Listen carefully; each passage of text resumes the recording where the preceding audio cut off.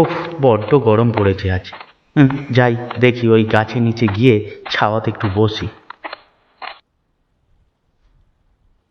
আরে অশোকদা, তুমি এই রোদ্দুরের মধ্যে তুমি মাঠে কি করছো? কি আর করব বল, গায়ে হাওয়া লাগিয়ে ঘুরে বেড়ালে দুবেলা দুমুঠো পেটে ভাত জুটবে না রে ভাই। উফ, এইটুকু পথ হেঁটে আসতে না আসতে গা একদম ঘামে ভিজে গেছে। যা গরম পড়েছে, বাপ রে বাপ।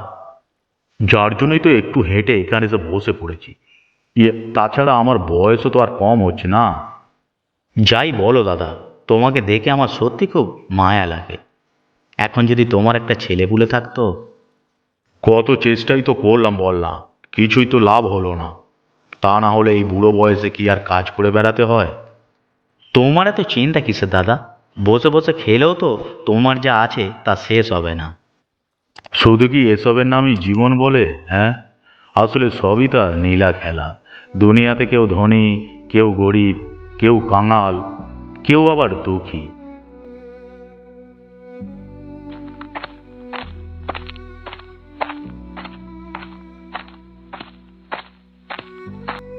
আহারে বেচারা, একটা ছেলেপুলের জন্যে কি না করে বেড়ায়। বিধাতা যে কার কপালে কি লেখে। যাই দেখি, গিন্নি আবার কাজে বেরিয়ে গেলে নিজেকে বেড়ে খেতে হবে।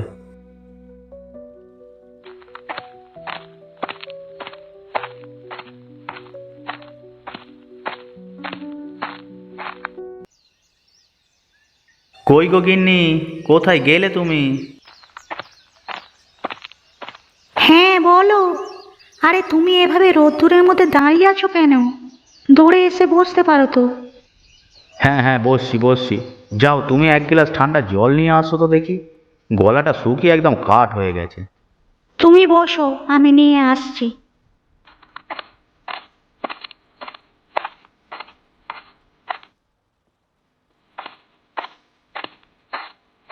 বাপ রে বাপ, রোদ্দুরে কি তাপ! শরীর পুরো ঝলসে যাচ্ছে।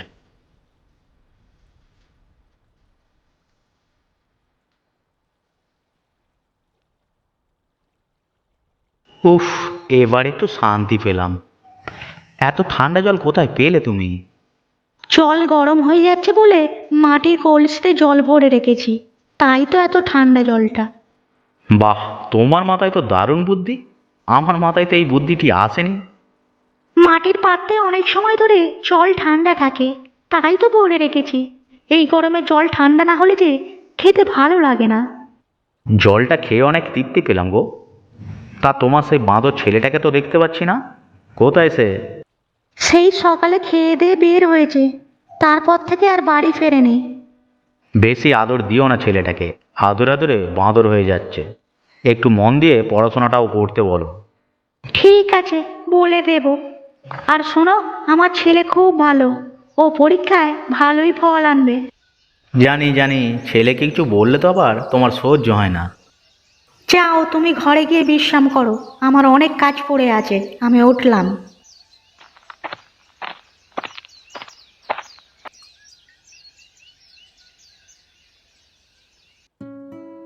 এই কি গো, তুমি এখনো শুয়ে আছো? ওগো, আমার না কিছুই ভালো লাগছে না, কিছুই করতে ইচ্ছা করছে না, সারাদিন তো শুয়েই আছি।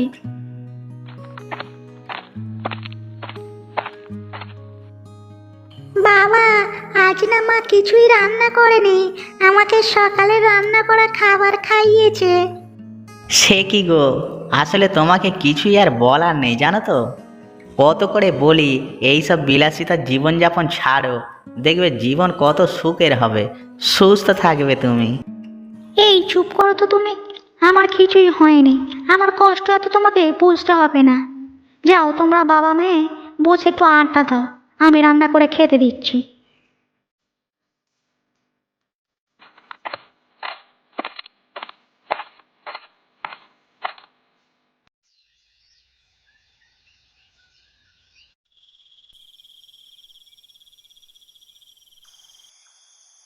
আচ্ছা, সব সময় তুমি আমাকে এরকম করে বলো কেন?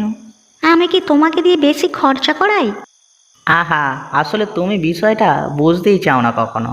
শোনো ভালো করে আমার কথা। মানুষ যদি সুস্থ না থাকে তাহলে তার ধন ও সম্পদের কোনো কি মূল্য আছে?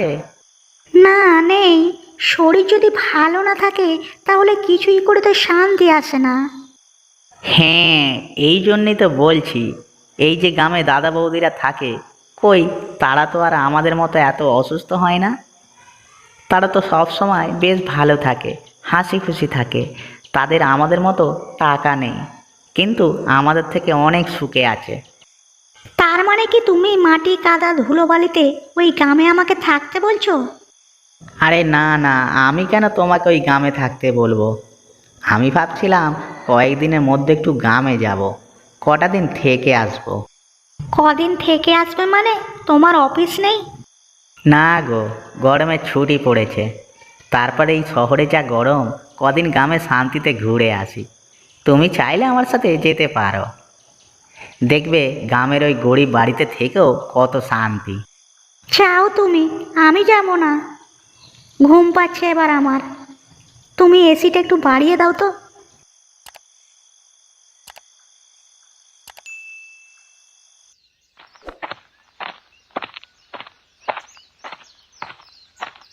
ভালো করে মুরগিগুলোকে খাওয়াও গিন্নি, কাল রাকেশ বাড়িতে আসছে।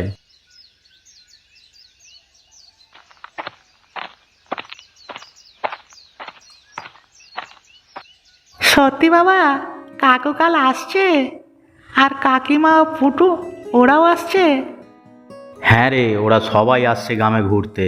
কদিন ওরা থাকবে এখানে। হঠাৎ কি মনে করে গো গ্রামের কথা মনে পড়লো ওদের? তাও আবার আমাদের মতো গরিবের বাড়িতে। বড় লোকের বেটি তো আবার এসি ছাড়া থাকতে পারে না। আহা, ছাড়ো তো ওসব কথা। এই শোনো, ওরা যেন এসে সব সময় হাসি খুশি থাকে, কোনো কিছুতে যেন কোনো অভিযোগ না করতে পারে, বুঝলে?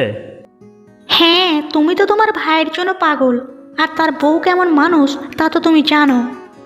সেবারে গেলাম, আমাদের একটু ঠিক মতো করে নিজে রান্না করেও খাওয়ালো না। তুমি এসব শহরের ব্যাপার স্যাপার বুঝবে না মা। শহরের মানুষরা বেশি রান্না করে না, তারা কিনে খেতে বেশি ভালোবাসে, তাই না বাবা? হ্যাঁ বাবা, এখন তুমি যাও বড়শি দিয়ে পুকুর থেকে বড় দেখে কটা কাতলা মাছ ধরো, তোমার কাকুরা এসে খাবে। ঠিক আছে বাবা, বড় দেখেই ধরবো, আর ছোট মাছ কাঁটায় পড়লে ছেড়ে দেব। এই গিন্নি, আমি একটু বাজারে যাচ্ছি, দেখি ওদের জন্য কিছু এনে রাখি। ভাইয়ের জন্য একদম দরদ দিলে পড়ছে।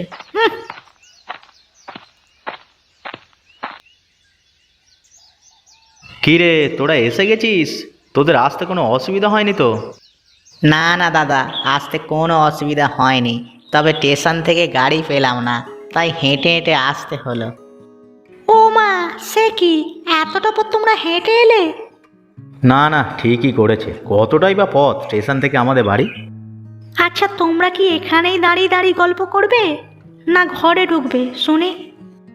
ও হ্যাঁ, আমি তো ভুলেই গেছিলাম, কতদিন পর রাকেশকে দেখলাম। আর আমার ফুটুমা কেমন আছে? কোনো কথা বলছে না যে? আসলে ও নতুন জায়গাতে গেলে একটু লজ্জা পায়, তাই একটু কম কথা বলে। এই পুটু, এটা আমাদের বাড়ি মানে তোদেরও বাড়ি, চল আমরা এখন খেলতে যাই। না না, একদমই না। ওরা এই সবে এসেছে, ওরা একটু বিশ্রাম করুক, তারপর না হয় খেলবে। চলো তোমরা সবাই ভিতরে চলো।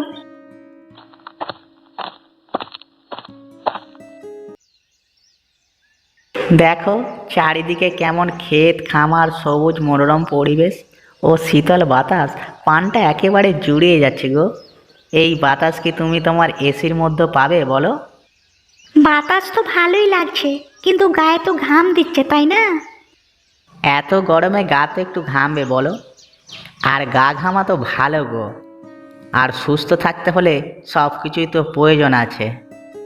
কিন্তু এসির মধ্যে থাকলে তুমি তো গরমের কোনো টেরই পাবে না। আচ্ছা, আজ যে পুকুরে মাছ খেলে তার স্বাদ কেমন ছিল বলো তো? হ্যাঁ গো, খুব টেস্টি মাছ ছিল। আমি তো পেট ভরে খেয়েছি, আর মুরগির মাংসটাও খুব সুন্দর হয়েছিল। হ্যাঁ সেটাই, তুমি শহরের মাছ মাংস খেয়ে এরকম স্বাদ পেয়েছো কখনো? না, তা অবশ্য পাইনি। হ্যাঁ, এই জন্যই তো বলছি যে প্রাকৃতিক সব জিনিসেরই একটা গুণ আছে। এই যে দেখো না, দাদা বৌদিরা গ্রামে থাকে, তারা কত সুস্থ আছে। সত্যি গো, আমারও না এখন আফসোস হচ্ছে, আমিও যদি গ্রামে থাকতে পারতাম।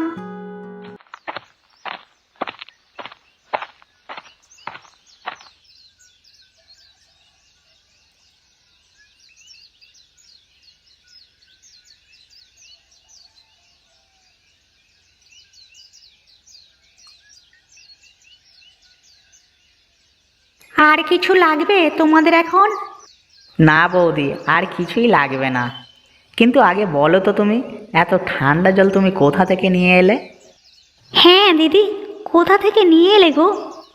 আমাদের ফ্রিজের ঠান্ডা জল খেয়েও তো এরকম তৃপ্তি পাই না।